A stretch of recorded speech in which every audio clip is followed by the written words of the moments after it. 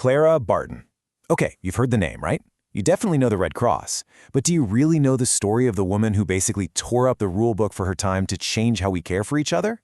Let's dive into the life of a woman whose work is still all around us today, in a story that's way more radical than you might think. This wasn't just some nice quote for a book. This was her mission statement. This was a promise she made, right in the middle of all that chaos, that no matter what, she would be there. And wow, did she keep that promise. And this is her. This is the woman who said those words. When you look at this photo from around 1865, you can see this quiet strength in her eyes, right? But what you can't see is the absolutely wild journey that got her here, a journey that started not with boldness, but with, believe it or not, crippling shyness. To really get the hero she became, you have to go back to the kid she was. And honestly, they couldn't have been more different. This whole story is about overcoming obstacles, sure, but not just the ones on the outside. The biggest ones were on the inside. I mean, look at this contrast. On one hand, she was described as a painfully shy and timid child. So shy, her parents actually pushed her to become a teacher just to help her get over it. But on the other hand, that shy girl had a will of steel. She didn't just become a teacher, she went out and started the very first free public school in all of New Jersey. And she was good at it. In fact, she was incredible. She built that school up to over 600 students. And what was her reward? The school board decided that, running such a big school was just too much for a woman. So they hired a man to be the principal and demoted her, the founder, to female assistant. Can you imagine? It was so crushing that she had a nervous breakdown and just quit. That could have been it for her. I mean, who could blame her? But her story was nowhere near over. Something huge was coming. When the Civil War exploded, Clara Barton saw a nation in absolute crisis, and in that chaos, she found a new purpose, one that would totally redefine her life and, honestly, change American history. Now, let's be super clear. Clara Barton wasn't sitting in some safe hospital far from the action. No way. She was on the front lines. Second Bull Run, Antietam, Fredericksburg, these were some of the absolute worst, bloodiest battles of the war, and she was right there in the thick of it. By 1864, she was so vital that a general just made it official, appointing her the lady in charge of the hospitals for his entire army. This is where you see her genius for just getting things done. She wasn't just delivering supplies, she was a master of improvisation under fire.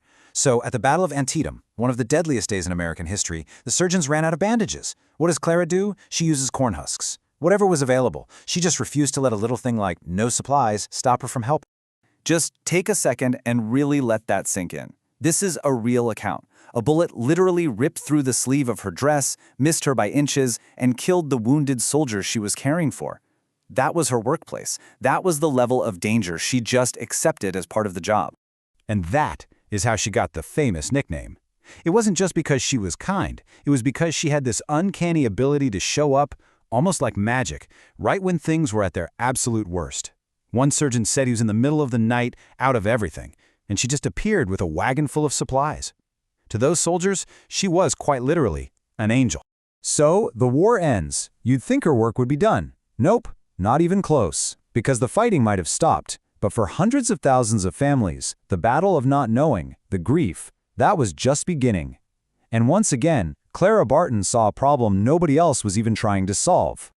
The government was just completely swamped. Letters were pouring in, from mothers, wives, fathers, all asking the same heartbreaking question. What happened to my son, my husband? And these letters were just sitting in piles, unanswered.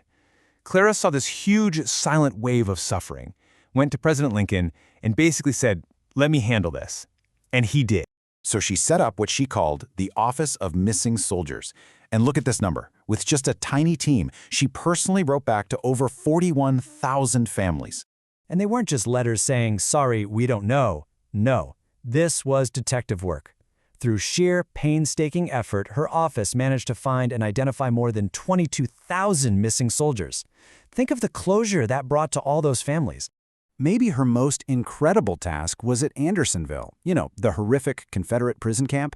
She led an expedition there after the war, and her team identified and put up headstones for 13,000 Union soldiers who had died there and were buried in unmarked graves. She literally gave them back their names.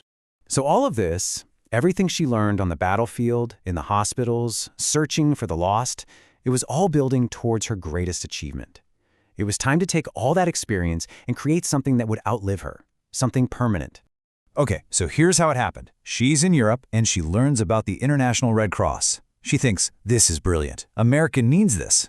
But when she gets home, she hits a wall. The presidents were worried about getting into entangling alliances. But here's where Clara was a genius. She changed her pitch. She said, okay, forget about war for a second. What about natural disasters, fires, floods, hurricanes? We need an American Red Cross to help Americans. That was the argument that finally worked. And in 1881, the very first meeting was held right there in her own apartment. And just like that, her vision became a real national institution. Her work became part of the fabric of the country. I mean, getting your own postage stamp, that's a pretty big deal. It's a simple little thing, but it's a powerful symbol of how much she changed things. And that whole disaster relief idea, it wasn't just talk. It was put into action immediately. The American Red Cross was on the ground for major floods, famines, hurricanes. She was personally there leading the massive relief effort for the Johnstown flood, proving that her vision wasn't just clever politics. It was absolutely essential. So as we start to wrap this up, you realize it's just impossible to separate the woman from the institution she created. Her life was her work, and her work became this incredible, lasting legacy. And this house, this says it all. This was her home in Maryland. But it wasn't just where she lived. It was also the national headquarters for the American Red Cross. Her personal life, her professional life, there was no line between them. It was all one big mission of service. And get this for a final, crazy fact. Her story is so big that we literally lost a piece of it for 100 years. All those original records from her missing soldiers office, they were boarded up in an attic in Washington, D.C. and just forgotten. Then, in 1997, a carpenter found them by pure chance. Today, that building is a museum, a whole chapter of her life saved from being torn down. So from a painfully shy child to a pioneer in education, from the angel of the battlefield to the founder of a global movement, Clara Barton spent her entire life breaking rules and defying every single expectation of what a woman was supposed to do. And her life really leaves us with a big question, one that's just as relevant now as it was then. What expectations in our own world are worth defying for the good of everyone else?